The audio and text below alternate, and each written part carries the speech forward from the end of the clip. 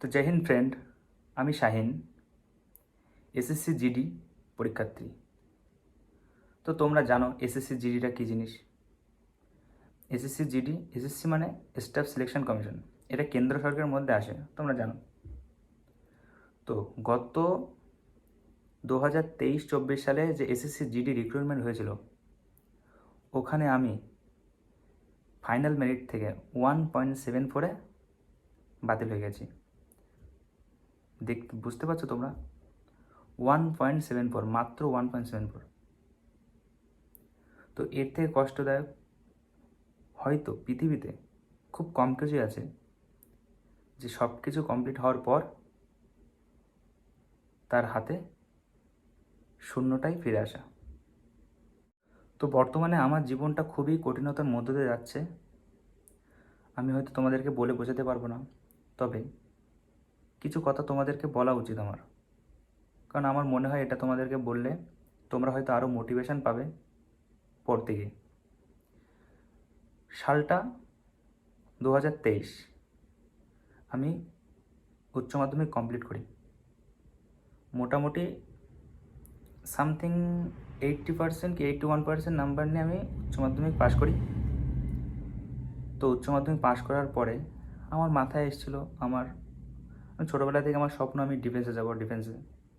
তো সেই প্রথমবার আমি আর্মির ফর্ম ফিল আপ করেছিলাম, আর্মির যখন ফর্ম ফিল আপ রিক্রুটমেন্ট দিয়েছিল, তখন আমার ফর্ম ফিল আপ হয়নি, কারণ সেই সময় এজ লিমিট থেকে 2-3 দিনের ছোটো ছিলাম বলে আমাকে আমার ফর্ম ফিল আপ হয়নি। তখন আমি কম্বাইন্ডে ভর্তি হয়ে যাই। উচ্চ মাধ্যমিক রেজাল্ট দেওয়ার পরপরই আমি কম্বাইন্ডে ভর্তি হয়ে যাই। কম্বাইন্ডে মোটামুটি 4-5 মাস পড়েছি। পড়তে দেখে হঠাৎ এসএসসি জিডি রিক্রুটমেন্ট বের হয় 2023-24 সালে। সেই সময় যখন ভ্যাকান্সি দিয়েছিল, মাত্র 25,000 না 24,000 এরকম ভ্যাকান্সি ছিল অ্যাপ্রক্সিমেটলি। তো ভ্যাকান্সিটা খুবই কম মনে হয়েছিল। তো প্রথম চান্স ছিল, অতটাও ভালোভাবে কেয়ার করিনি। ভাবতাম হয়তো হয়ে যাবে, বা যাই হোক হবে না। তো যাই হোক, ফর্ম ফিল আপ করার পর নভেম্বর মাসে আমাদের ফর্ম ফিল আপ হয়েছিল। যারা তোমরা দিয়েছো তোমরা জানো, নভেম্বর মাসে থেকে ডিসেম্বর মাসে অবধি ফর্ম ফিল আপ হয়েছিল। এবার নভেম্বর থেকে ডিসেম্বর মাসে আমি ফর্ম ফিল আপ করে নভেম্বর, ডিসেম্বর, জানুয়ারি, ফেব্রুয়ারি মার্চে পরীক্ষা হয়। এই 3 মাস আমি খুব ভীষণভাবে ভালো করে পড়েছিলাম। সব কিছু বন্ধ করে দিয়েছিলাম, বাড়ির থেকে বেরোনো বন্ধ করে দিয়েছিলাম।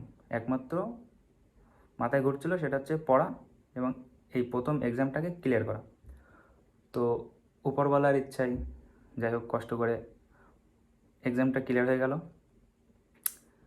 এক্সামে কাট আপ গিয়েছিলো আমি গিয়ে জেনারেল ক্যাটাগরিতে পড়ি। তো আমাদের 81+ সামথিং কাট আপ গিয়েছিলো। তো যাই হোক, আমার নাম্বার মোটামুটি নর্মালাইজেশন প্লাস আমার এনসিসি সার্টিফিকেট ছিল। তো টোটাল নাম্বার ছিল আমার 104.96। তো আমি ফিজিক্যালে ডাক পাই। আমার ফিজিক্যাল পড়েছিল উত্তর দিনাজপুর, রায়গঞ্জে। তো ওখানে আমি ফিজিক্যালে 5 নম্বরে ঢুকেছিলাম। গাইজ, তোমরা বিশ্বাস করবে না, 5 নম্বরে ঢুকেছিলাম। Physical fit, documents verification complete. তারপরের দিন আমাদের মেডিকেল হয়েছিল। মেডিকেলে আমি ডিরেক্ট ফিট হয়েছি। তো যাই হোক, উপরওয়ালার ইচ্ছায় একবারে মেডিকেল মাঠটার সব কমপ্লিট করে বাড়ি আসছি।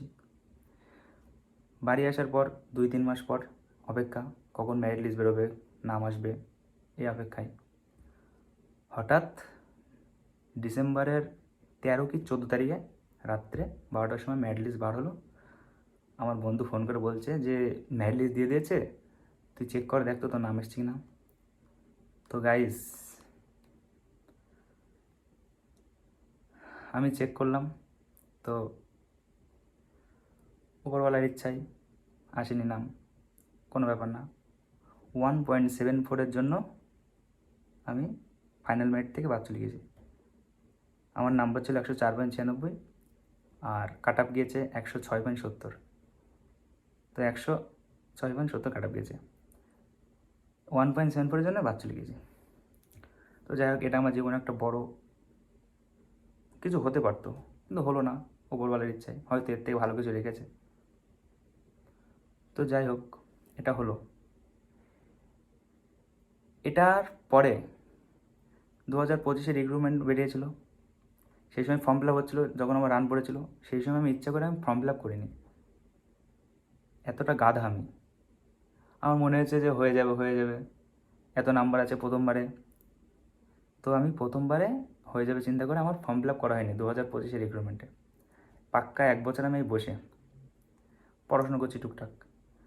তো এখন আমার টার্গেট, যেটা মূল কথা, এখন আমার টার্গেট এসএসসি জিডি 2026, মানে 2026-এর যে রিক্রুটমেন্ট, এটার যে করে হোক এটা আমার ক্লিয়ার করতে হবে।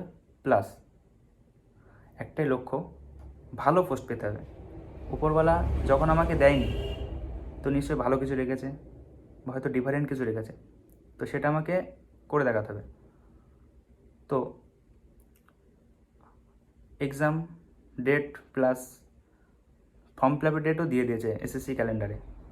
তো ওখানে দেখছি জানুয়ারি ফেব্রুয়ারি মাসে হয়তো এক্সাম হবে, এটা হয়তো ফাইনাল ডেট। তো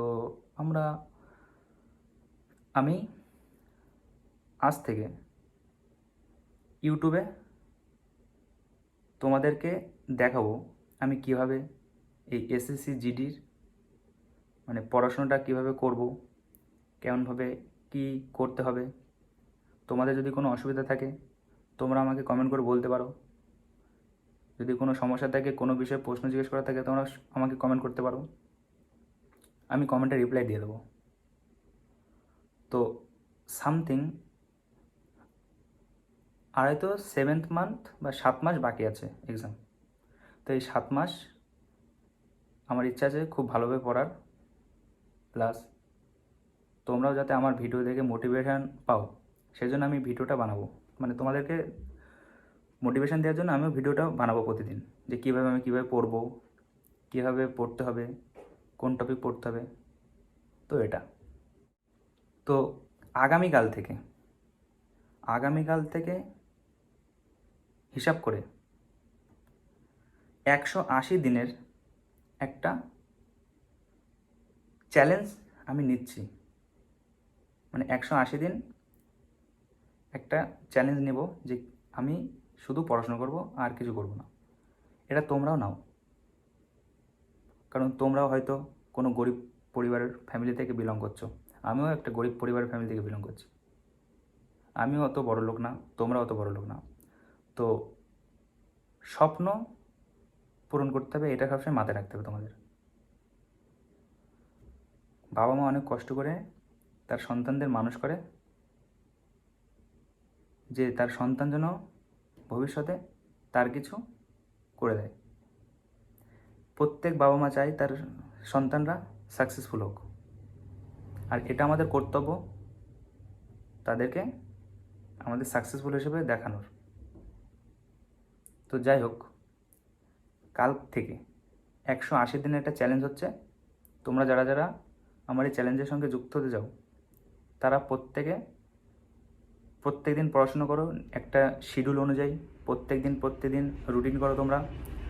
প্রতিদিন যখন তোমরা আগামীকাল কী পড়বে সেটা আজকে রাত্রে শোয়ার সময় যখন শুবে তখন তোমরা মাথায় এটাকে এনে নেবে, যে না আমার কালকে সকালে উঠে এটা করতে হবে, তারপর এটা করতে হবে, তারপর ওটা করতে হবে। বিভিন্ন এরকমভাবে আগের থেকে শিডিউল করে নিতে হবে। সবথেকে ভালো হতো রুটিন করে নেওয়াটা, এটা সবথেকে বেস্ট। তো সবার জীবনে হার জিত থাকবে।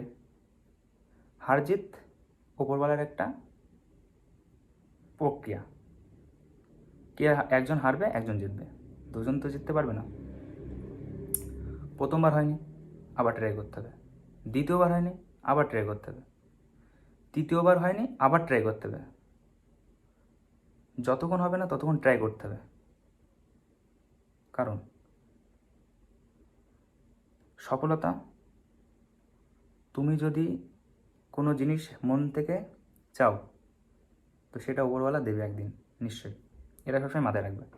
আর সেইভাবে কষ্ট করতে হবে যাতে ওপরওয়ালা তোমার কষ্ট দেখে বলে যে না, একে এটা দেওয়া উচিত।